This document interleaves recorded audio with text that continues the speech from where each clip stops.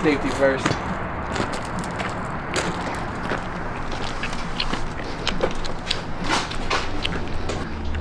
So guys, it's off season. Not much going on. I had some ghetto downpipe for a long time.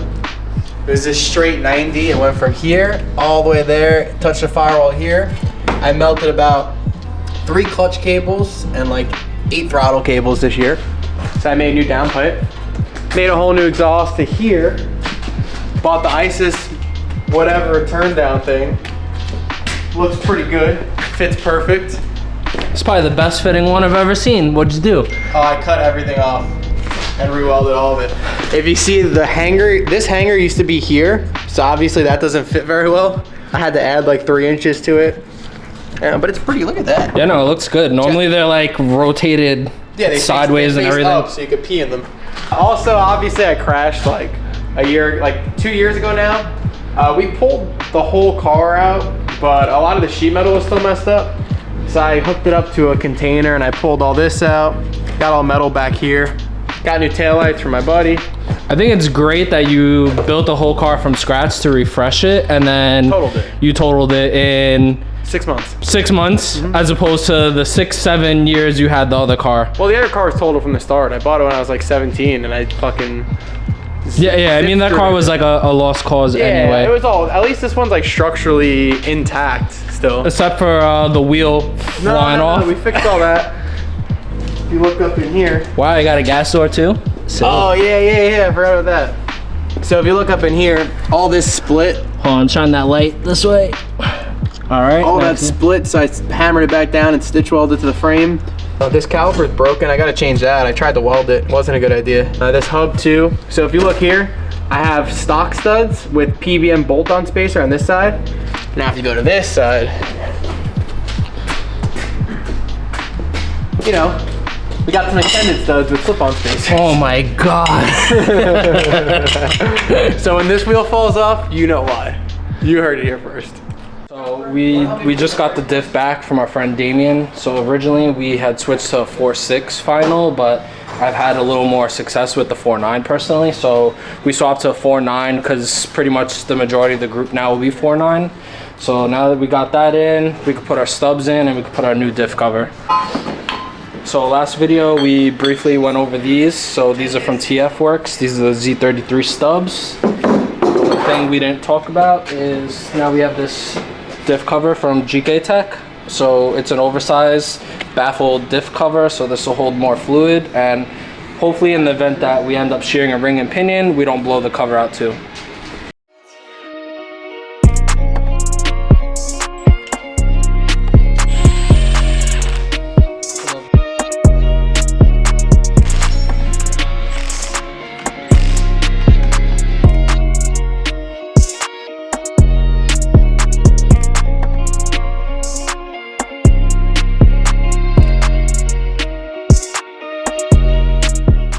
So we ran into our first problem with the modified stubs. I guess this ABS sensor, I don't even know what the hell this shit is.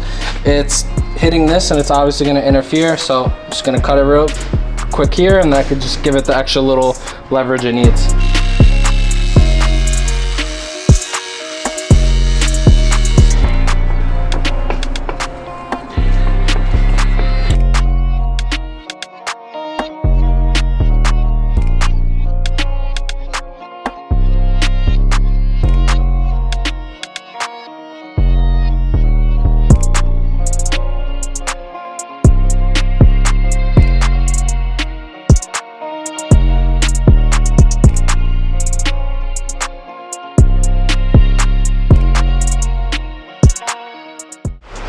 we got the diff in, the subframe's finally in. Before we get the car on the floor, we're gonna get a base eyeball alignment. I'm just gonna show you guys exactly how the camber arm works, what happens when you adjust in either direction as far as toe. A lot of people, when they set up their cars for drifting, they run as close to zero camber as possible. You're gonna get better tire wear as well. So with the traction link, it's gonna help your car with initial forward bite. It depends on how loose you wanna set your car up, but initially the stock traction link on the 240 is exactly 210 millimeters. So what happens is, generally, depending on like your spring rate and whatnot, your car is gonna get a lot of, you know, in and outward toe. Depending, based on some videos that I've seen, they've actually, you know, jacked the car up to see exactly how much toe you actually gain when your car is under compression, and depending on spring rates, it's almost as far as like an inch of outward toe. So that's generally why you would want to set your car up toe in for drifting. But what we did with the traction link is we extended it 10 millimeters based off that video that I was just mentioning. That was kind of like a good basis. Ideally, for drifting, we set the car up with about an 1/8 inch of toe, and camber, we kind of go from anywhere between 0 to positive ½ degree, and it kind of just depends on what tire we're running at that point. So right now, basically, I'm gonna show you guys exactly what happens as far as like camber wear and toe. So I'm gonna use a jack right now, and I'm gonna compress this up. I'm probably gonna get it to the point that the car might start to like lift off the jack stands. So let's see.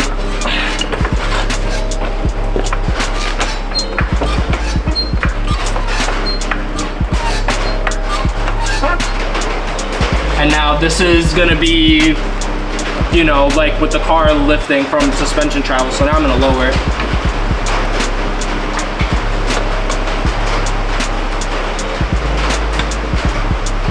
So right now I'm gonna jack the car up where I think the car would be when the car's settled. This isn't like a permanent fix, like we are gonna get the car aligned eventually. This is just kind of to get like a base fitment, because we are gonna be putting a different set of wheels on this, and they're a little bit bigger, so I don't wanna run into any clearance issues.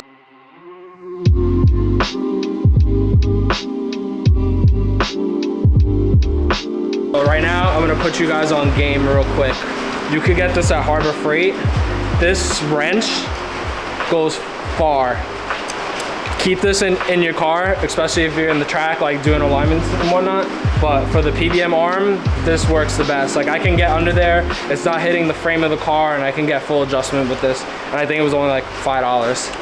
Definitely get this. Before I get under the car real quick, I want to explain first, ideally when you're aligning the back of your car, you want to do camber first, because toe is going to change regardless, whether you adjust the camber or not. So getting the camber in the ballpark of where you want it just makes it easier to dial out the toe later. I'm going to use this marker, and I'm going to mark exactly which way the arm is going to travel for toe out and camber, and I'm going to mark it on the camber arm itself. So when I'm under the car for future reference, when I'm working on Joe's car in the pits, I know exactly which way to go. We're gonna start with camber first. Both suspension, there's an adjustment point. It's threaded, you spin it on both ends, and then you have lock nuts on both sides to hold this in place. So with the PBM, this is in the center. So right now we're gonna start with the camber. I'm gonna adjust it one way, figure out which way it's going. I'll show you guys, and I'm gonna mark it on the arm itself, and then we'll get it where we want it.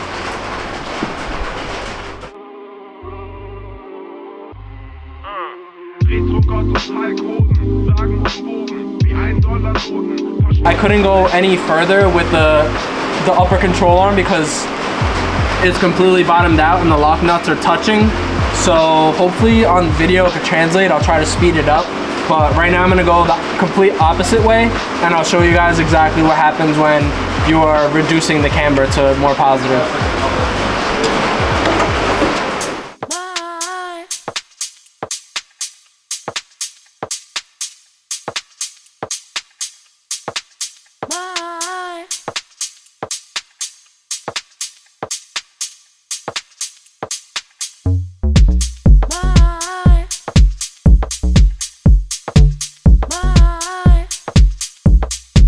I just adjusted the camber. My arms are burning right now. Maybe wasn't the best idea to, you know, do this with it pressed up, but like I said, I was trying to mimic it like being on the floor. So James had what would you call that? It's not a camber gauge, it's like a level, right? Yeah, so we put the level on somewhere on the wheel, I couldn't even see. And we were about negative 0.9 camber, and I got it to somewhere around 2. So since I got the camber where I want to get the toe towed in, and we should be good. We're gonna put the camera in the same spot, and hopefully you guys can see like exactly where it's going in and out.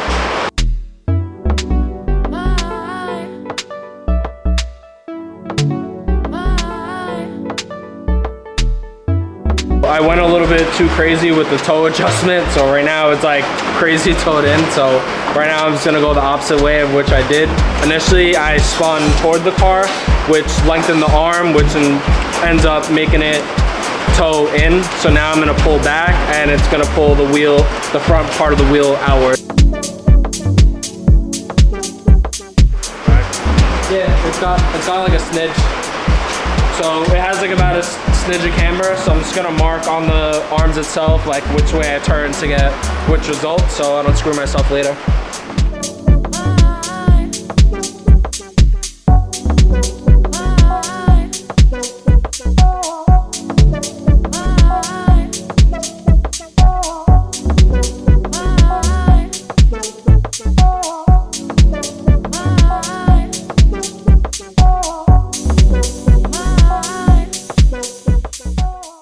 Not gonna lie, I think we did a pretty good job aligning this car.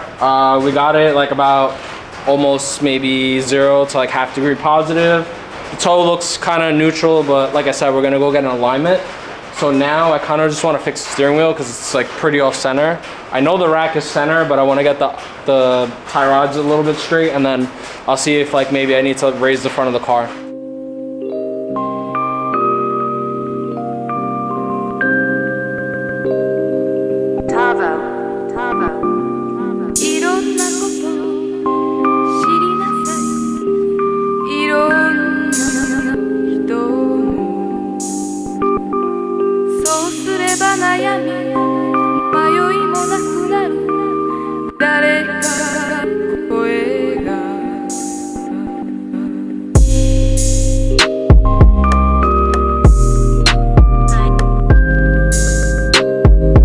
The way we have this car set up for a B-knuckle, we want as much negative caster in the back as far as possible. So ideally what we do is we hammer out the back of the wheel wells and we adjust the tension arm so the wheel is just about to the point that it's about to hit the back of the wheel arch. And that helps kind of with the smoothness of the steering. One of the reasons why we run the big wheel spacer on our cars for our steering is it kind of has this pendulum effect. That's what helps us with our car in terms of like big faint entries. We're able to quickly snap the car, that loads the back end of the car up, and then when we counter on the clutch kick, that's what gives us like the signature, you know, backwards aggressive entries. First thing you want to do when you're setting up your alignment for the front is you want to do the camber first.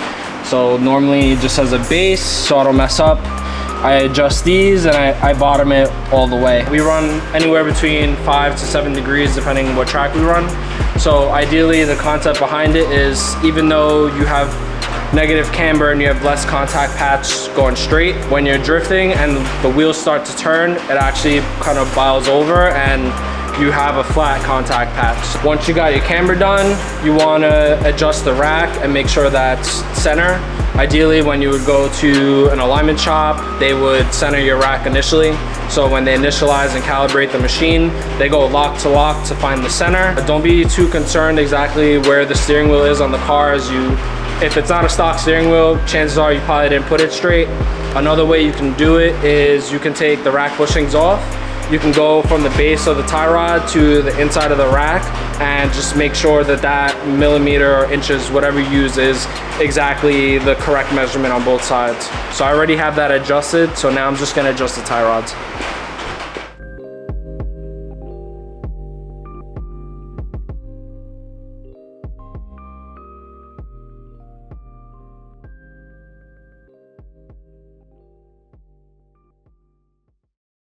So I think we're gonna wrap this video up here. Hopefully this was informative to you guys.